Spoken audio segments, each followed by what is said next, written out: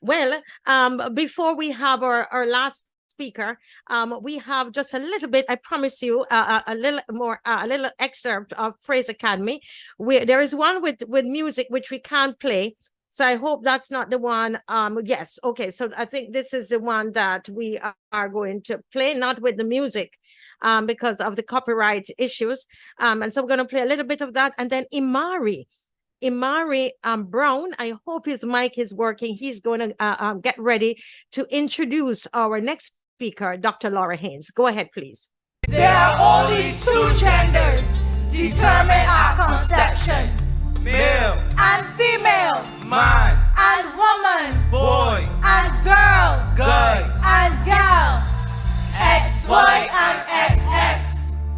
It's not a choice, you don't get to pick. That's the science. Where's the line?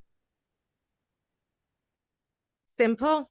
That's the science. Where's the lie? And that was part of the excerpt that was presented last week, Friday, at NIFCA.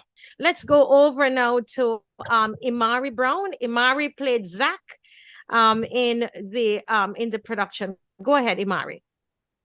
Good morning. Good morning, everyone. My name is Imari, and I am very excited to introduce you to Dr. Laura Haynes. So she is a general broad member of the USA country representative for the IFTCC. She is a retired psychologist, with over 40 years of experience. She served as an expert on sexuality and gender research for various professional organizations, members of parliaments, legislators, UN delegates, and high-level government officials. She has also lobbied and testified in courts advocating for the protection of therapeutic choice. I have this honor to introduce you to Dr. Laura Haynes.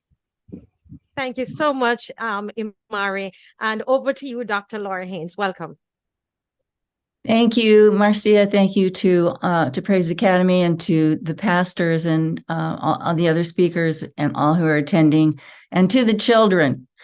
It was such a joy to meet Marcia and Davida at the conference last week of the International Foundation for Therapeutic and Counseling Choice. They played the video of the children. You just saw a part of that video. It was beautiful. We had people attending from more than 30 nations who were absolutely delighted with the children, and they're singing the gospel that Jesus Christ changes lives. The children were wonderful, period. And I now have the opportunity to share some words with you that I hope will encourage you to action for your own countries. I'm going to now share my slides.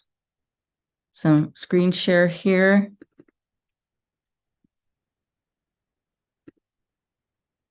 Whoop, that's not the one thing I want. Here we go. All right. So I have titled my presentation in honor of the children, protecting the right of children in Barbados to sing that Jesus changes lives. Here we go. Trying to get this to open up a little more. There we go. Okay. I am from California in the United States. This big state on the left coast that's a very crazy place. This is our Capitol building, where the first therapy ban was passed in 2012, the first one that I know of in the world. And we have many very bad laws that come out of here and cross the parts of the United States and go to parts of the world. And when 2012, when this bill was going through the legislature, we could not get people informed in time so they could take action. And after that, we still didn't get organized or activated. We thought, well, this is just, one thing that happens. We didn't know more was coming. However, Focus on the Family, a Christian organization, had the wisdom and insight to begin to place lobbyists in 40 of our 50 states. We have 2 in Sacramento in our state who watch the laws that are coming along. And religious organizations and donors started to support these lobbyists in the states financially, the same way they would support missions or a charity. But the lobbyists needed more ways to connect with the people and network and get what they were seeing to the people. And then in the next years, a lot happened in California. Schools began to teach that LGBT identities are normal. Children must be taught this in school by state law. Now, hospitals that offer medical gender change, such as Children's Hospital of Orange County and Planned Parenthood, are offering counseling services on high school campuses. And in the case of Planned Parenthood, they have 50 they're on 50 high school campuses in Los Angeles, in part funded by the state of California. In California, a child can ask to become a ward of the court and live on government care and be medically transitioned to appear as the other sex. In divorce cases, judges take children from the non-affirming parent and give them to the parent who will affirm their incongruent gender identity and help them get puberty blockers and cross-sex hormones that will sterilize them for life. And in the case of girls, and they can get the cross-sex hormones as early as age 8 or 9 now. And in case of girls, they can have double mastectomies to remove healthy breasts as early as the age of 13.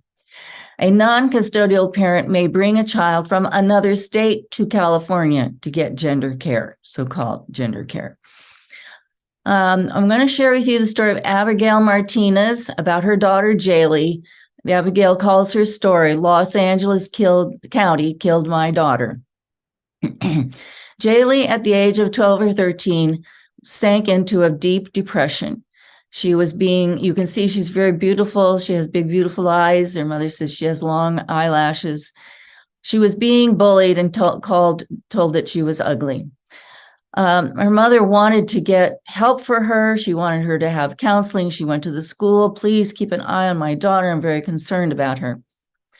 Jaylee became friends with another girl who identified as transgender, and that mother was affirming the daughter.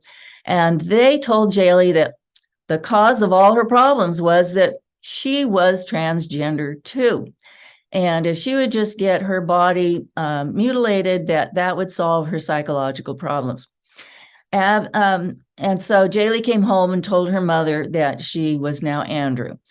Abby listened to her daughter. She cared about her. She talked with her, but she did not affirm her new gender identity.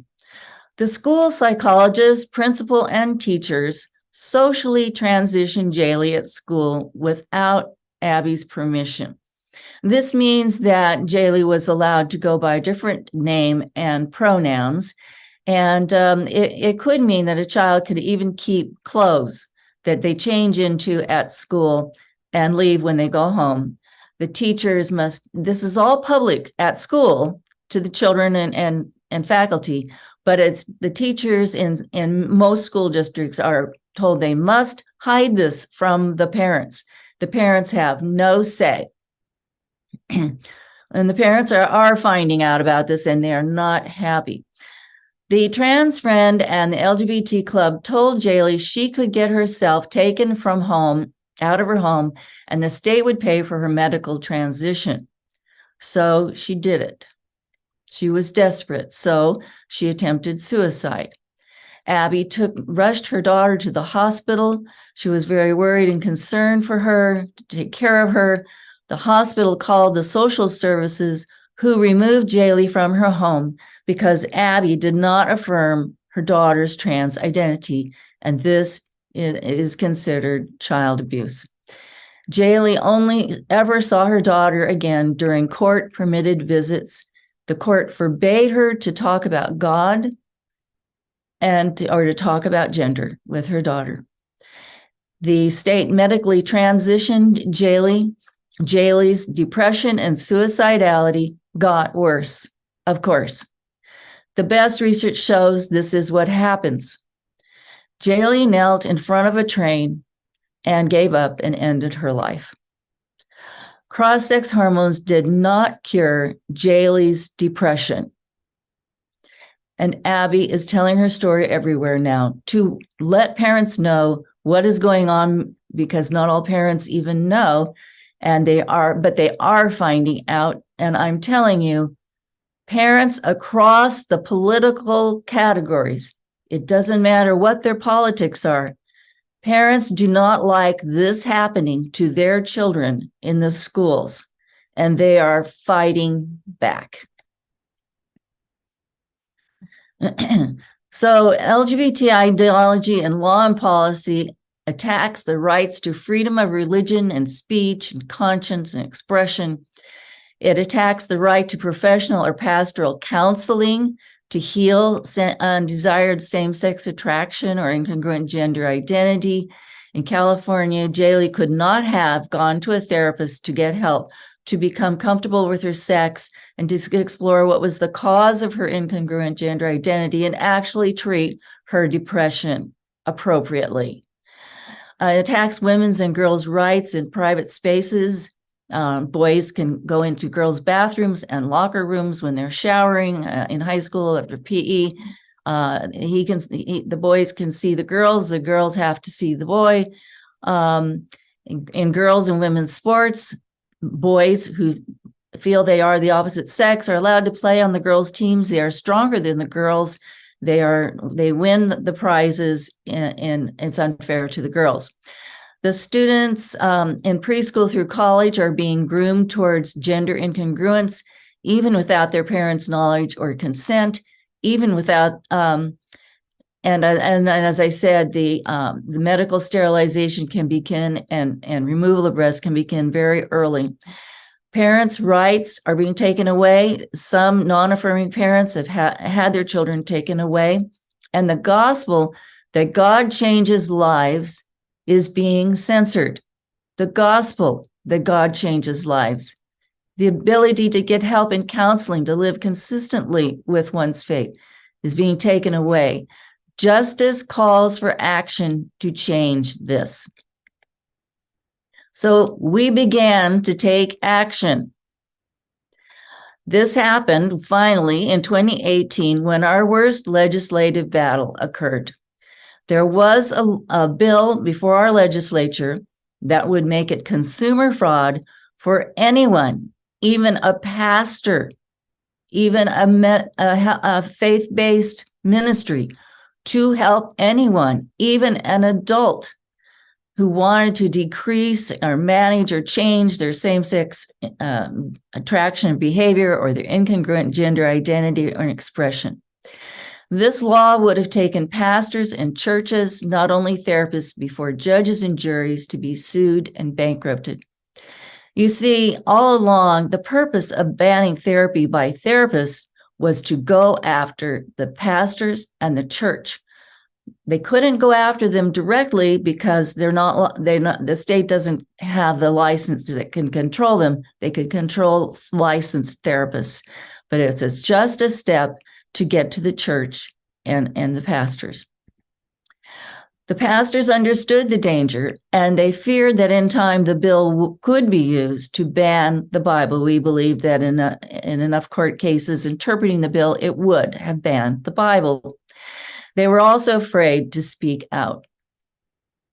One brave pastor wrote a letter to Christian leaders asking pastors to speak out. This was a turning point. Here's what the pastor's letter looked like. He said, "I could not sit by silently and watch this bill pass. The time to sit by and hope someone else is going to speak is over." Pastors were training, went to the Capitol. They got training in media and how to lobby, how to go talk to legislators. And they gathered together under the dome, the rotunda in the Capitol. They prayed for the restoring our state, and they sang hymns to God. They prayed over the minority of legislators we had who were on our side. These legislators, they laid hands on them. These legislators were very brave to allow themselves to be seen with Christians laying hands on them and praying for them under the rotunda of our Capitol publicly. Church members started sending hundreds and then thousands of emails and phone calls to lawmakers. We knew the progressives had the votes to pass this bill, and we were watching day by day to see what would happen. Yet on the very last day of the legislative year, when the final vote was to happen, the legislator who supported the bill stopped the bill. We won. Apart from the grace of God, this should not have happened, and a lot of hard work. These prayers were answered.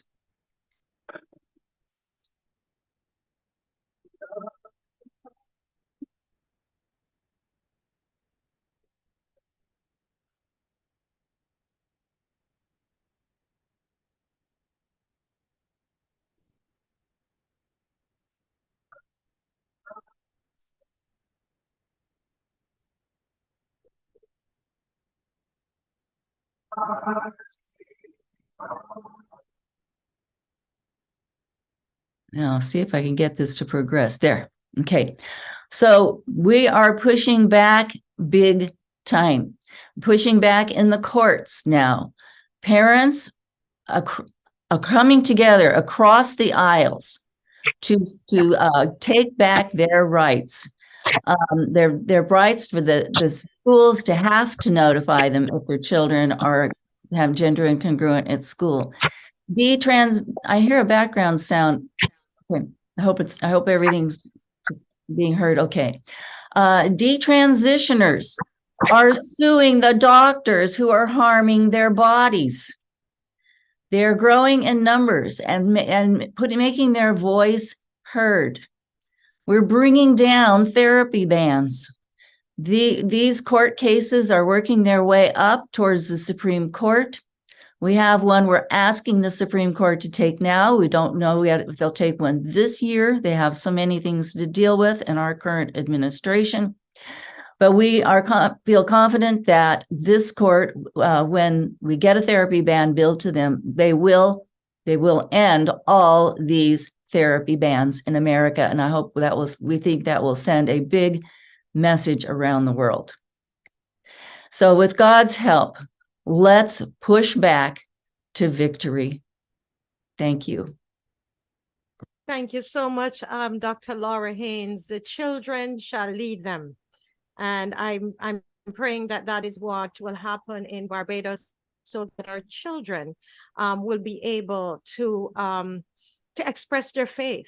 And so I love the way you started. And I know that in Poland, when you saw the little clip of them, and I met you at the airport, what did you do? Show me the sign what you did, Dr. Haynes.